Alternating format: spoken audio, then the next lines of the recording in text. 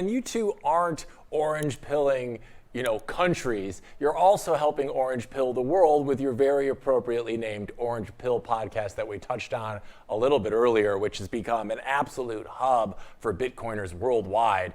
I would love to talk about that a little bit. And for those people that aren't yet familiar with it, Stacy, can you tell us a little bit about the vibe of the show and why you decided to create it in the first place?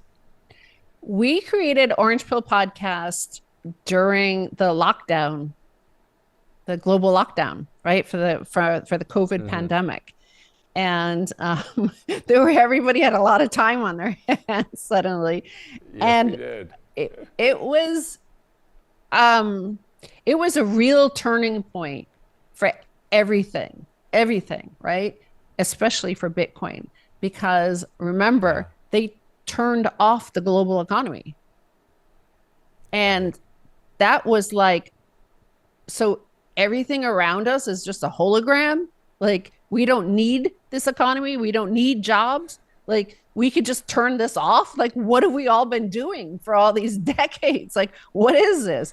Right. And remember, Bitcoin crashed like from, I don't know, it was like 6,000 and then it crashed down to 3,000 in that one day in March, until, thank God, BitMEX like shut down for a few hours and it stopped the whatever derivatives or leverage was unwinding. And it was a crazy time, right? And we needed to try to communicate with the world. We wanted to like talk to people and help people, because I knew a lot of people might not be in the same position we were. And we had each other. We had a nice, safe place. We had a lot of space. We had a lot of green and like fresh air and sunshine. And so it was part concern for our audience already. Like, let's talk, like, we're here, like, let's have fun. And a way to fill some of the hours of the day that we suddenly had, that we weren't doing other stuff. But it was totally free form. It was unscripted. All of our stuff until that point had been mostly scripted, except for Resonance FM, the Truth About Markets. So it's back to like where we started in terms of Truth About Markets, riffing on topics of the day and things that were happening. And it was also at that moment. So when we realized like everything was a fabrication, like Bitcoin to me in March of 2020 became way more serious to me than it had ever been. Like, it was like magic internet money for a long time to me. And, I remember like giving away lots of money, Bitcoin, and spending Bitcoin and thinking like, hey, this is just like magic internet money. And I had spent like 14 Bitcoin on an iPhone. And I was like, oh my God, I can't believe Apple sent me an iPhone for these Bitcoin. This is crazy. Like, I was, I had been just commenting and having fun with Bitcoin. And then when they shut down, they just not shut down, they turned off the global economy. It was, and in the United States, we were, being pushed money. Like, our banker was asking us like, oh, you should, here, take $2 million and you don't have to pay it back. And, I was like, well, this seems like one of those Nigerian prince scams. Like, what is going on? Like, what, they were pushing it on us. And then they sent us the application form or some form to take $2 million for free. You don't have to give it back. But the front page was literally just a few words. And the front page said, by taking this, you agree that if you didn't take this money, you would go bankrupt. And it's a felony if that's not the case. So I was like, well, then it's not free money, because we wouldn't go bankrupt and without this money. I would love $2 million to buy $3,000 Bitcoin, right? But so we didn't take the money. But I just thought I felt like it was very aggressive, being pushed all this free money that, in fact, you're going to be committing a felony. Now take it. And you're like, what? Like, this is weird. And so we were It was very anarchic and fun, and we talked a lot about what then would end up happening to us the next year, which was we were talking about Renaissance. So we were talking a lot about a Renaissance 2.0 coming, because of course these were the darkest of times, right?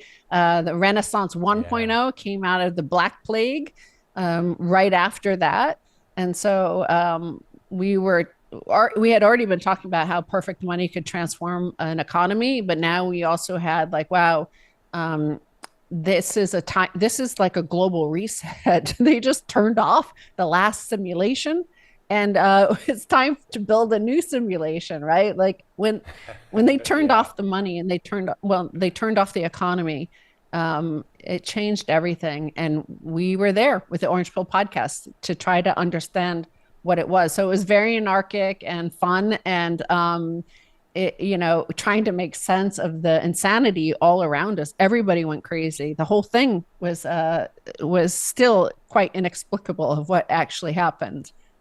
Yeah, sure. Remember they had the truckers in Canada. They were being debanked, and people were being debanked, and that was a phrase that most Americans had never heard of. Or even the Trump family got debanked, and apparently that's what orange pilled the Eric Trump and other Trump family members, is that they see that when you are able to cut somebody off from their bank, you're controlling them. So that was the use case for Bitcoin, for uncensorable transactions. So that was, gave some thrust to the Orange Pill podcast, because it's part of what we've been saying for years now. And I mean, that's when we've always had the wind at our backs, because when we started talking about it, we kind of nailed it, the use case, what it was good for, very early. And we've just been sailing on this for 15 years. Like everything we've been saying for 15 years has been true and accurate, and the need for it has been legitimate, and the fragility of the existing system is now evident, and it's breaking apart. And now the need for Bitcoin has never been greater, and so we're entering into another chapter, which is going to see, I think, some pretty significant changes. But we'll be here, reporting on it. Yeah, those times are really wild. You think about it, it was kind of the perfect cocktail that was just waiting for someone like the two of you to take advantage of the situation. We had everybody stuck at home. We had the rise of TikTok. All of a sudden, everybody gets all this stimulus money. We had the gamification of stock trading and crypto trading via Robinhood kind of exploding at that time. And all of these eyeballs are looking for somebody to look, to tell them and give them answers. And you two positioned yourself so smartly right in that perfect storm. And then you have Max. What I really love about you specifically, and I love you both, you're such a showman. And you two have done such a great job of marrying the ideas of financial information and entertainment into financial entertainment. And you are so well known for some of your, what some people might call outrageous predictions or hot takes. For instance, you've recently predicted that Bitcoin will reach $2.2 million by 2025, citing US debt and inflation. Now, when you make calls like that, what do you feel like you're seeing that a lot of other people still are missing at this point in time? Well, I didn't say 2025. I just said it's in play. Right. 2.2 million Thank you for correcting me. Is in play.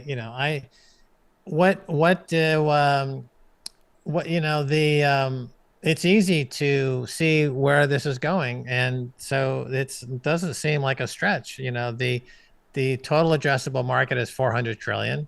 The total addressable, all the fiat money world, it's literally a Ponzi scheme, and you can't taper a Ponzi scheme, and it's starting to unwind. Now, there's I believe, an effort that they believe in Washington and elsewhere, they're going to keep this Ponzi scheme going.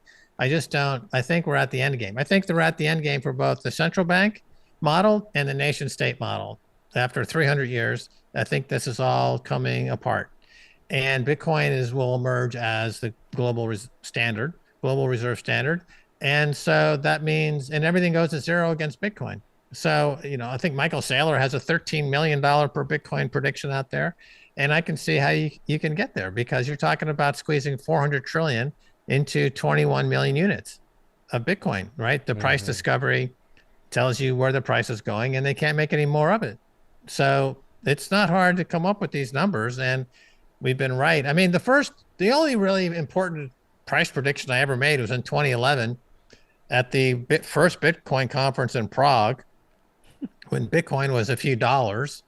And I said in my speech to the conference that if this works as an asset class and captures 1% or more percent of global forex, then this is a $100,000 per coin asset. Okay, that's really the only important prediction I think that I made, because obviously if you were riding it from $1 to 100,000, you got the lion's share of gains in this asset.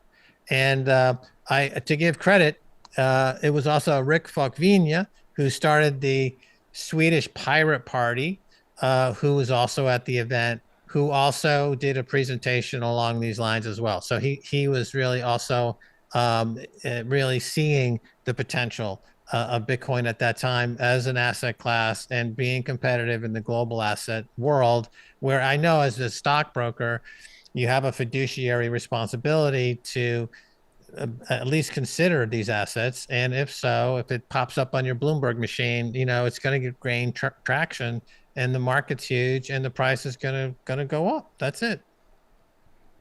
Mm-hmm.